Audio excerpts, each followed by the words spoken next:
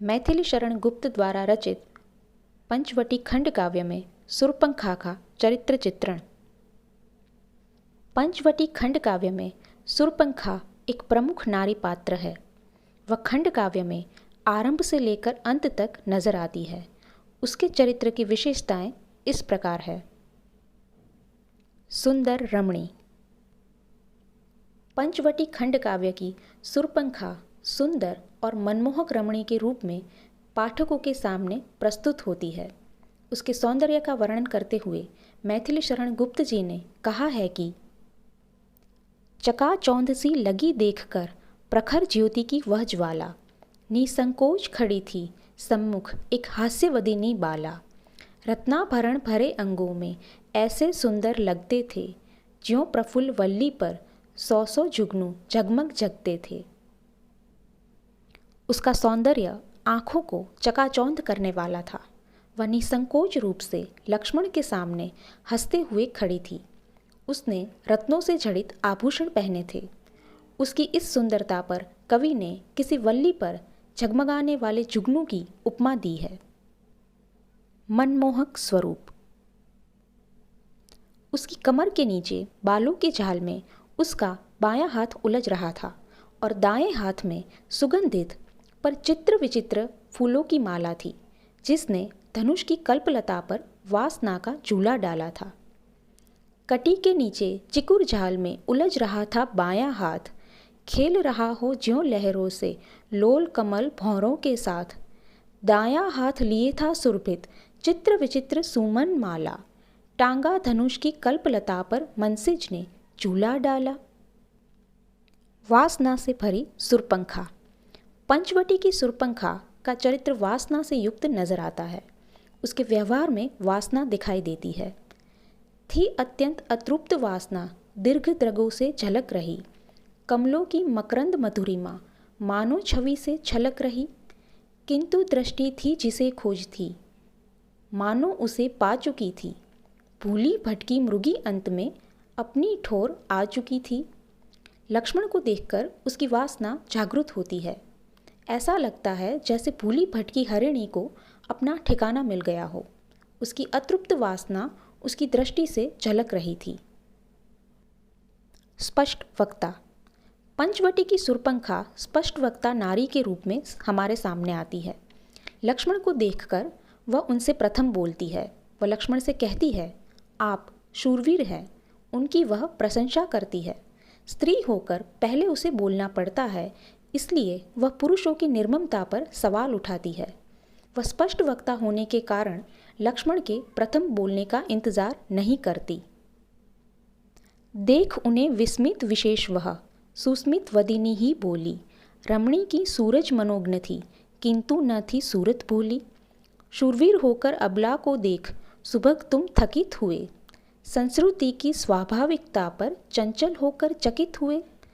प्रथम बोलना पड़ा मुझे ही, पूछी तुमने बात नहीं, इससे पुरुषों की निर्ममता होती क्या प्रतिभात नहीं। वाक चातुर्य।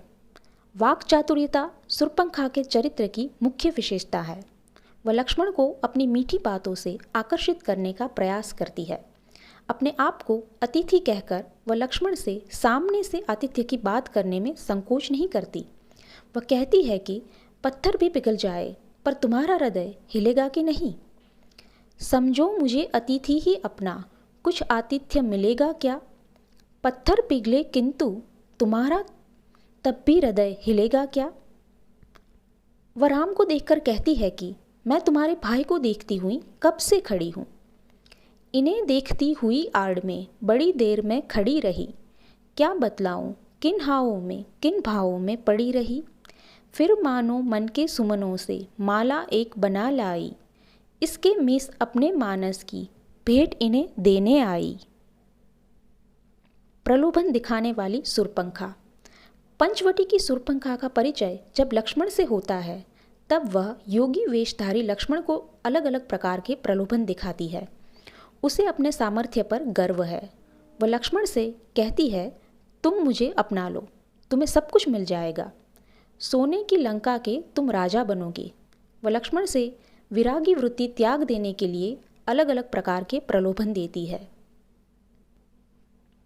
इस व्रत में किस इच्छा से तुम व्रती हुए हो बतलाओ, मुझ में वह सामर्थ्य है कि तुम जो चाहो सो सब पाओ। धन की इच्छा हो तुमको तो सोने का मेरा भूभाग, शासक भूप बनो तुम उसके त्यागो यह अति विषम विराग। किंतु विराग भाव धारण कर बने स्वयं तुम यदि तुम त्यागी, तो ये रत्नाभरण वार दूं तुम पर मैं है बड़भागी। जान न्यौछावर करने वाली सुरपंखा। पंचवटी की सुरपंखा जब लक्ष्मण को पहली बार देखती है तब उनको देखते ही वह उन पर मोहित हो जाती है। वह उन पर अपना सब कुछ न्यौछावर करने के लिए भी तैयार हो जाती है। वह लक्ष्मण से कहती है कि तुम यदि किसी अपने दुर्जय वैरी से बदला लेना चाहते हो तो मेरा अग्नि जैसा क्रोध ही उसे जला देगा, और किसी दुर्जय वैरी से लेना है तुमको प्रतिशोध तो आज्ञा दो उसे जला दे काला नल सा मेरा क्रोध।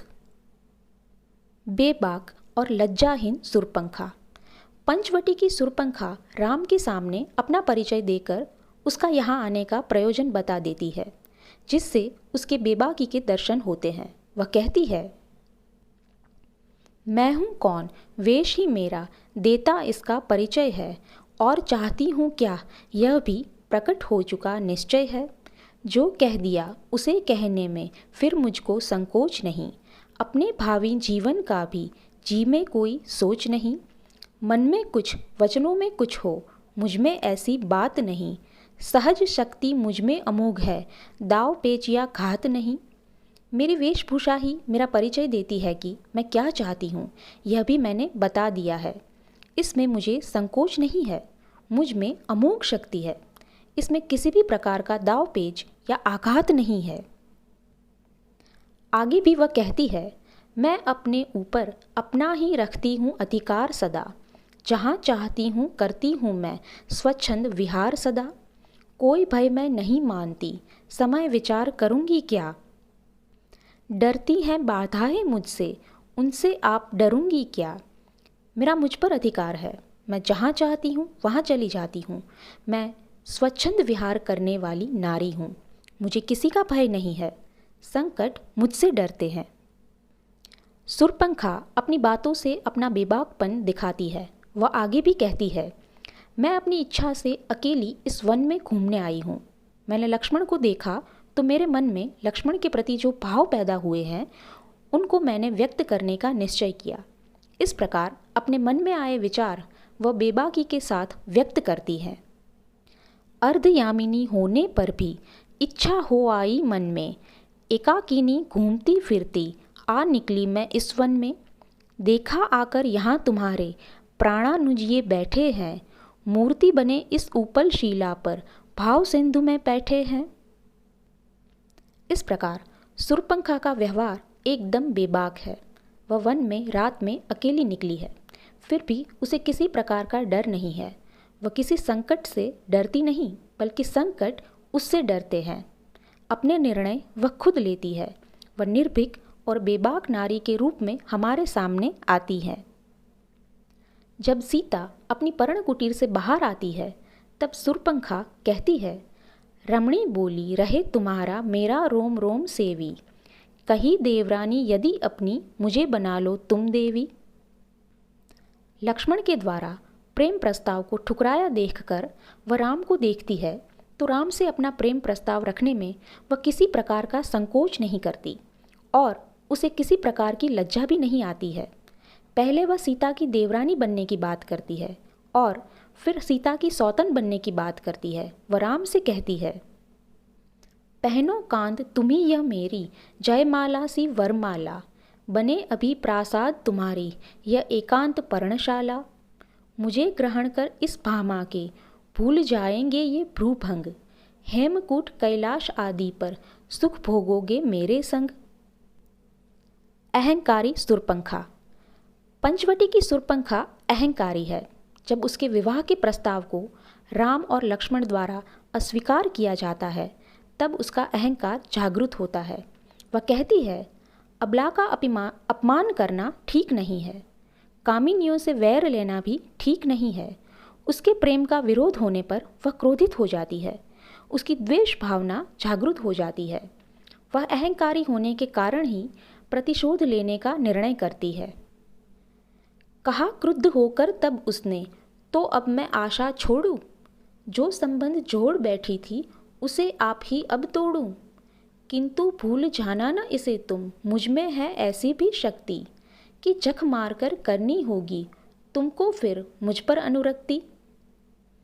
शूर्पणखा जब राम और लक्ष्मण दोनों द्वारा अपने प्रेम को ठुकराया हुआ महसूस करती है, तब उसका स्त्री मन आहत और अपमानित भावनाओं को अनुभूत करता है। झंकृत हुई विषम तारों की तंत्र सी स्वतंत्र नारी, तो क्या अबलाएं सदैव ही अबलाएं है बेचारी। नहीं जानते तुम की देखकर निष्फल अपना प्रेमाचार, होती है अबलाएं कितनी प्रबलाएं अपमान विचार। पक्षपातमय सानुरोध है जितना अटल प्रेम का बोध, उतना ही बलबत्तर समझो कामिनियों का वैर विरोध। होता है विरोध से भी कुछ अधिक कराल हमारा क्रोध, और क्रोध से भी विशेष है द्वेषपूर्ण अपना प्रतिशोध। यथार्थ रूप का परिचय देने वाली शूर्पणखा।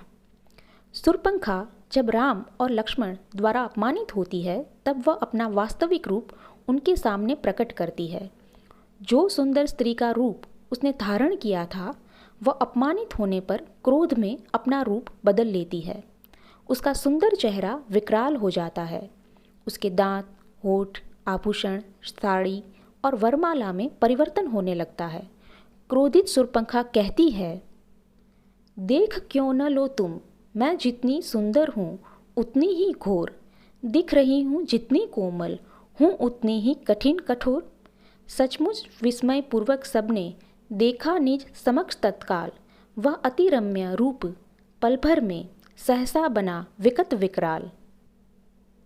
गोल कपोल पलट कर सहसा बने भीड़ों के छत्तों से, हिलने लगे उष्ण सांसों से, ओठ लपालप लत्तों से। कुंदकली से दांत हो गए बड़बराह की डाढ़ों से, विकृत भयानक और रौद्र रस प्रकटे पूरी बाढ़ों से। जहाँ लाल साड़ी थी तनु में बना चर्म का चीर, वहाँ हुए अस्थियों के आभूषण थे मणिमुक्ता हीर। जहाँ कंधों पर के बड़े बालवे बने अहो आंतों के जाल, फूलों की वह वरमाला भी हुई मुंडमाला सुविशाल। हो सकते थे दो द्रुमादी ही उसके दीर्घ शरीर सखा, देख नखों को ही झजती थी वह विलक्षणी शूर्पणखा। विद्रूप शूर्पणखा। पंचवटी की शूर्पणखा विद्रूप है। सीता, राम व लक्ष्मण के सामने वह अपना मायावी रूप प्रकट करती है। लक्ष्मण जब उसके नाक और कान काट देते हैं, उसे कुरूप और विद्रूप बना देते हैं, तब वह रोती हुई वहां से भाग जाती है। उस आक्रमणकारिणी के झट लेकर शाणित तीक्ष्ण कृपाण, नाग कान काटे लक्ष्मण ने लिए न उसके पापी प्राण। और कुरूप होकर तब वह रुधिर बहाती बिखलाती, धूल उड़ाती आंधी ऐसी भागी वहां से चिल्लाती। शूर्पणखा पर पाश्चात्य संस्कृति का प्रभाव। पंचवटी की शूर्पणखा आधुनिक नारी के रूप को प्रस्तुत करती है। आधुनिक नारी पाश्चात्य संस्कृति से प्रभावित होकर उसकी तरह स्वच्छंद होती जा रही है।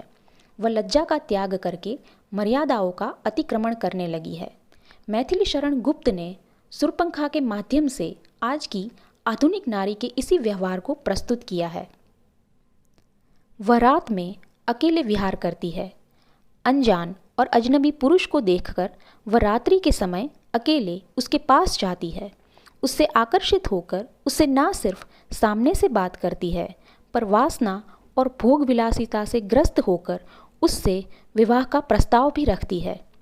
वह अनेक प्रलोभनों के द्वारा पुरुष को अपनी तरफ आकर्षित करने का कोई मौका नहीं छोड़ती। लक्ष्मण के द्वारा प्रेम और विवाह प्रस्ताव के ठुकराने पर वह राम को देखकर उनसे आकर्षित होकर विवाह प्रस्ताव रखती है। वह अपने निर्णय स्वयं लेती है।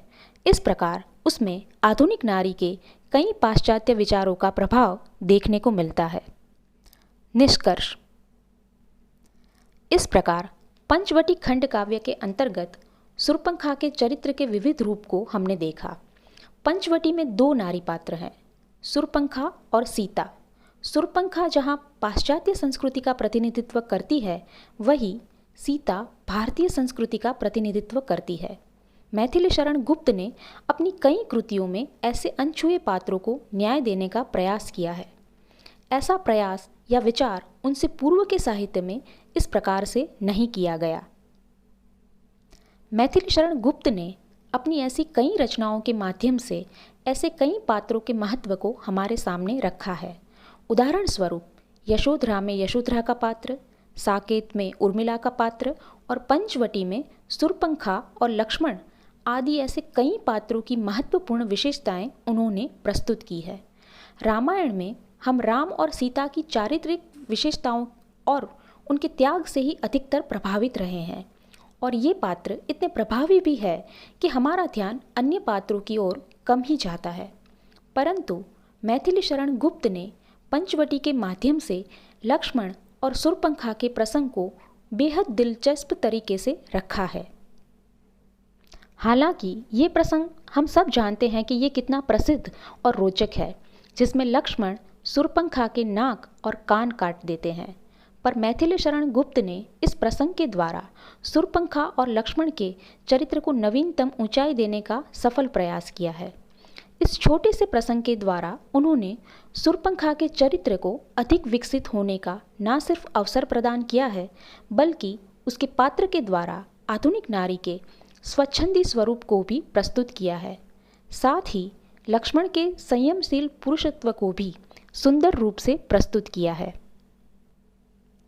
विद्यार्थी मित्रों, आज की इस वीडियो में मैंने आपके सामने पंचवटी की शूर्पणखा के चरित्र को प्रस्तुत किया है। मुझे उम्मीद है कि आपको ये वीडियो पसंद आएगा और आपके लिए ये उपयोगी भी सिद्ध होगा। इस वीडियो को देखने और सुनने के लिए आप सबका धन्यवाद।